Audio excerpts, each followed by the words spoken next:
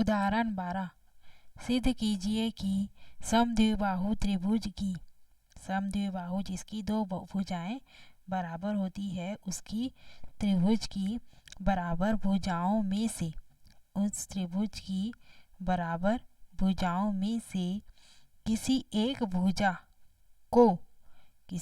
भुजा को व्यास मानकर खींचा गया वृत्त किसी एक भुजा को व्यास मानकर इस भुजा को या फिर इस भुजा को व्यास मानकर खींचा गया वृत्त त्रिभुज के आधार को समद्विभाजित करता है। त्रिभुज के इस आधार को समद्विभाजित मतलब समान भागों में विभाजित करता है। ये हमें सिद्ध करना है।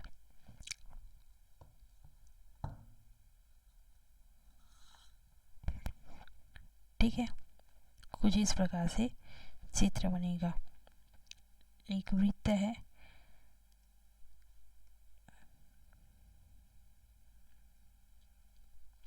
अब इस वृत्त के व्यास को एक त्रिभुज की एक भुजा बनाते हैं और एक ऐसी भुजा जो समद्विबाहु में से एक भुजा हो।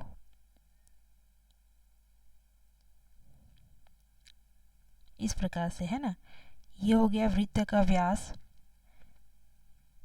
ए ओ बी और त्रिभुज है ए बी सी। ये पॉइंट डी इस वृत्त के परिधि पर एक पॉइंट और इस त्रिभुज की आधार पर ये जो पॉइंट मिला है डी, हमें ये सिद्ध करना है कि बी डी और डी सी आपस में बराबर है। और ये चीज़ तो दिया हुआ है कि ए बी और ए सी बराबर है। त्रिभुज की दो भुजाएं जो आपस में बराबर है उसमें से एक भुजा को वृत्त का व्यास मानकर, ए बी क्या है वृत्त का व्यास और यही ए बी इस त्रिभुज की एक भुजा है जो ए सी भुजा के बराबर है। त्रिभुज ए बी सी में ए बी बराबर है ए सी के तथा ए बी क्या है वृत्त को व्यास मानकर खींचा गया वृत्त है ना। खींचा गया वृत्त बी सी को बिंदु डी पर काटता है। बी सी भुजा पर को ये वृत्त बिंदु डी पर काटता है। चूंकि वृत्त पर व्यास द्वारा बना कोण समकोण होता है। वृत्त पर व्यास द्वारा बना कोण समकोण होता है। ये वाला जो कोण है कोण बी डी ए, ये कोण 90 डिग्री का होता है। वृत्त पर इस व्यास द्वारा बना कोण, तो इसके व्यास के जस्ट सामने वाला जो कोण होगा वो क्या होगा 90 अंश का होता है। ठीक है, अतः कोण A D B is equal to 90 degree. अब एक 90 डिग्री है और हमें पता है कि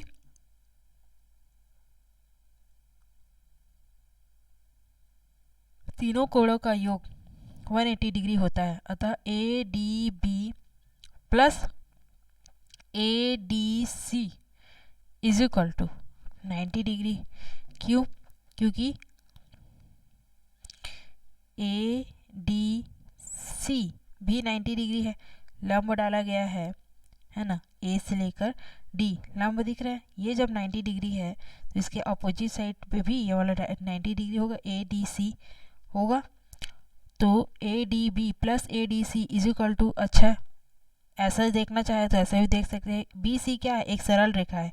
सरल रेखा का ये वाला हिस्सा 90 डिग्री है तो बाकी जो हिस्सा है ये पूरा टोटल 180 का होता है ना। जब ए डी या फिर ए डी बी 90 अंश है तो बचा कोण भी 90 अंश का होगा क्योंकि टोटल कितना होता है 180 का होता है, इस वजह से। तो A D B is equal to 90 degree, A D C is equal to भी 90 डिग्री होगा। ठीक, अब त्रिभुज ए डी बी और त्रिभुज ए डी सी में, ए डी बी और ए डी सी में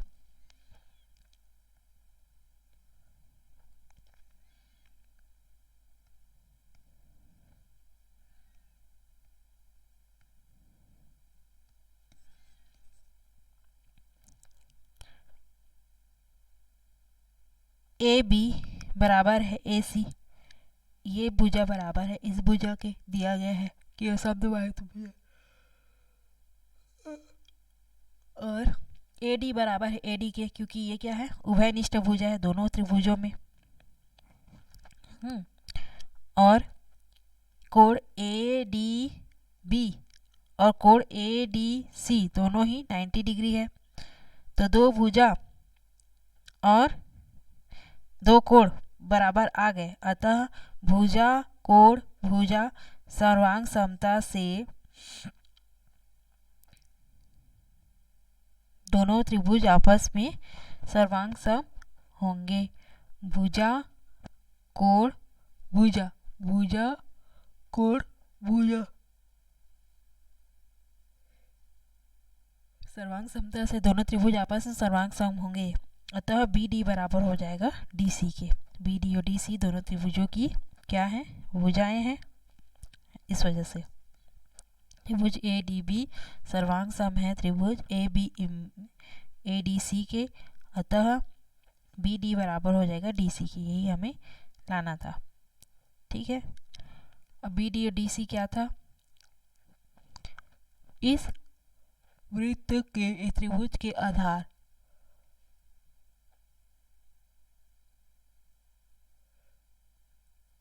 बी सी का दो भाग था।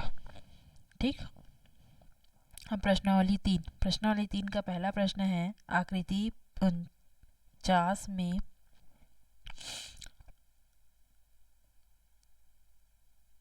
आकृति 60 में वृत्त में एक वृत्त है ओ जिसका केंद्र है ना, पी क्यू एक जीवा है, पी क्यू क्या है, इस वृत्त की जीवा है। यदि कोण P R Q is equal to 50 degree है, कोण पी आर क्यू ये वाला जो कोण है वो 50 डिग्री है, तो कोण पी ओ या फिर O P Q, P O Q नहीं पूछा है, ओ पी क्यू पूछा है, ये वाला कोण है ना।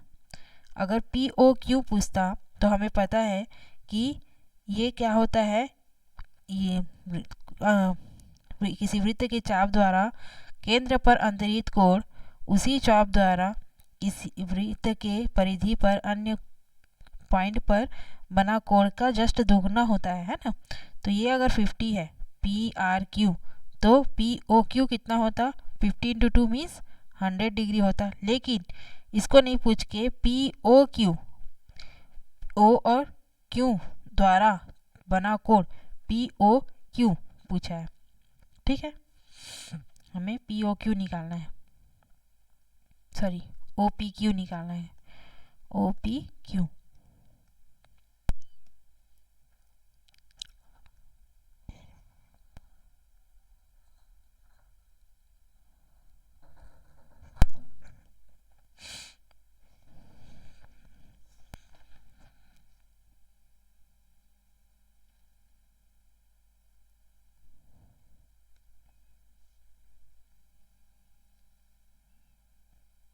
एक वृत्त दिया गया है, इस पर एक जीवा है पी क्यू और एक केंद्र है ओ, एक point R, P O Q और कोण पी आर क्यू 50 डिग्री है, ये कोण हमसे पूछा गया है, कोण ओ पी क्यू। ठीक है, पहला प्रश्न दिया है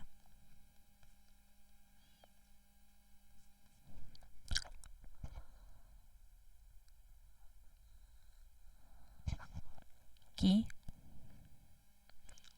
कोण P R Q is equal to 50 degree और पी क्यू वृत्त की जीवा है जिसका केंद्र है ओ। ये दिया हुआ है, तो हमसे पूछा है कि कोण ओ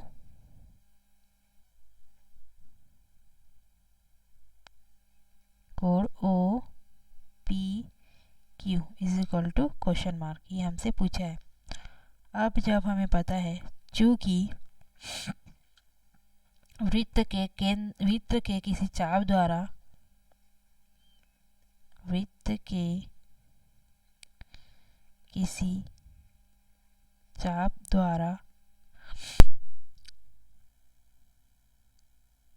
केंद्र पर अंतरित कोण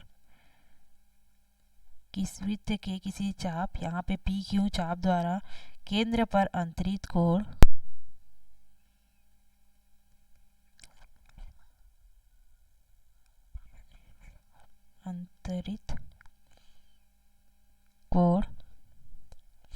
वृत्त के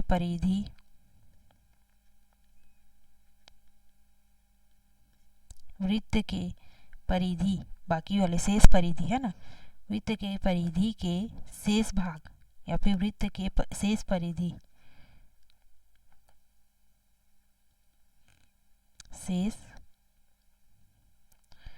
परिधि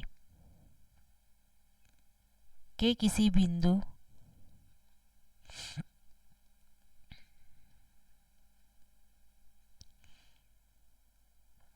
पर अंतरित कोण का 2 गुना होता है। प्रमेय नंबर 7 से हम जानते हैं कि वृत्त के किसी चाप द्वारा, ये चाप है पी क्यू है ना, इस पी क्यू चाप द्वारा वृत्त केंद्र पर जो अंतरित कोण है, कौन सा कोण, पी ओ क्यू है, वो वृत्त के शेष परिधि, इस वृत्त के इस चाप को छोड़कर जो शेष परिधि है उस पर किसी बिंदु पर अंतरित कोण का जस्ट 2 गुना होता है। इस कोण के जस्ट 2 गुना कोण होता है केंद्र पर जो अंतरित कोण है किसी चाप द्वारा उसके, है ना, ये हमें पता है। अतः इसलिए कोण P O Q is equal to 2 into कोण पी आर क्यू होगा। कोण P O Q is equal to 2 into 50 degree, P R Q 50 degree है। कोण P O Q is equal to 100 degree, ये कितना आ गया, 100 डिग्री आया, 100 अंश, 100 अंश। कोण पी ओ क्यू कितना आया, 100 अंश, लेकिन पी ओ क्यू नहीं पूछा है, पूछा क्या है, कोण ओ पी क्यू। ठीक, तो ये 100 डिग्री आ गया। अब हमें पता है कि पी ओ पी क्यू और ओ क्यू पी दोनों ही आपस में बराबर होंगे, क्योंकि ओ पी और ओ क्यू दोनों भुजा इस त्रिभुज में बराबर है, क्योंकि दोनों ही वृत्त एक ही वृत्त की त्रिज्याएं हैं। तो दो भुजा जब बराबर होती है तो उसकी आमने सामने की जो कोण बनते हैं वो दोनों एक त्रिभुज में बराबर होते हैं। ठीक है, त्रिभुज पी ओ क्यू में ओ पी बराबर है ओ क्यू के, ओ पी बराबर है ओ क्यू के, कहाँ से, एक ही वृत्त के त्रिज्या, दोनों ही एक वृत्त की त्रिज्या है, इस वजह से। अब इसीलिए त्रिभुज पी ओ क्यू में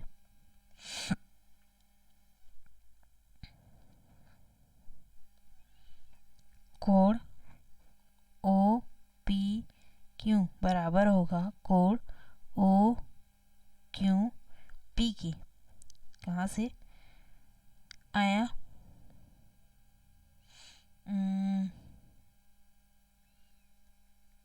समद्विबाहु त्रिभुज की बराबर भुजाओं के सम्मुख कोण, त्रिभुज के बराबर भुजाओं के सम्मुख कोण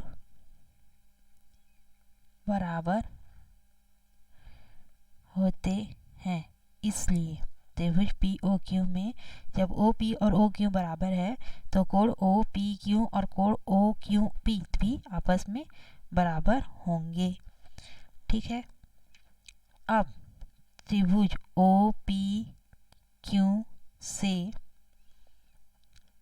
एंगल सम प्रॉपर्टी मतलब समकोणों का योग से, अंतःकोणों के योग से कोण ओ पी क्यू प्लस कोण पी ओ क्यू प्लस कोण O Q P is equal to 180 degree. अंतःकोणों का योग कितना होता है? 180 अंश, है ना। तो कोण ओ पी क्यू चाहिए हमें, कौन सा चाहिए? ओ पी क्यू, इसलिए क्यू ओ क्यू पी को हम रिप्लेस कर देंगे किसमें?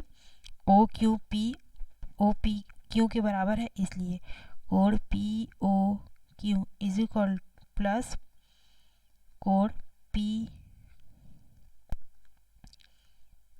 ओ पी क्यू प्लस कोण O P Q is equal to 180 degree, क्योंकि दोनों ही आपस में बराबर है। कोण पी ओ क्यू प्लस 2 कोण O P Q is equal to 180 degree. अब पी ओ क्यू कितना आया है? 100 प्लस 2 इंटू कोण O P Q is equal to 180 degree.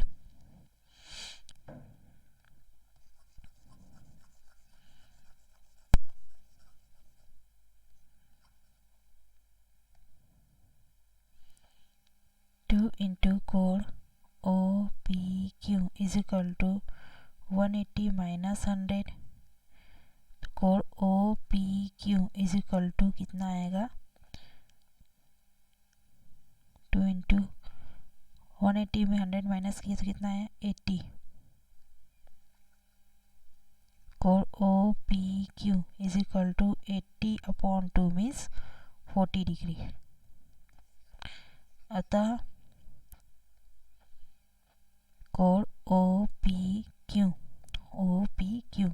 Is equal to 40 degree आएगा, और ओ पी क्यू और ओ क्यू पी भी आपस में बराबर है। कोण ओ क्यू पी दोनों ही आपस में जब बराबर है तो दोनों कोणों का मान कितना आया? 40 डिग्री। यही हमारा क्या है? आंसर। ठीक है, नेक्स्ट देखते हैं। इसके बाद 40 अंश आ गया। दूसरा प्रश्न है, आकृति में कोण पी बी ओ, इस आकृति में, आकृति 61 में पी बी ओ ये 75 का मान ज्ञात करना है। अच्छा, पी बी ओ इस कोण का मान ज्ञात करना है जब ए ओ बी 50 है, ए ओ बी ये वाला कोण 50 है, तथा पी पी क्यू बी 75 है। तो हमें पी बी ओ या फिर पी बी क्यू यहाँ तक भी ले सकते हैं ना, ये वाला कोण हमें निकालना है। दूसरा प्रश्न, प्रश्नावली 3 का, इसको हम नेक्स्ट वीडियो से बनाएंगे।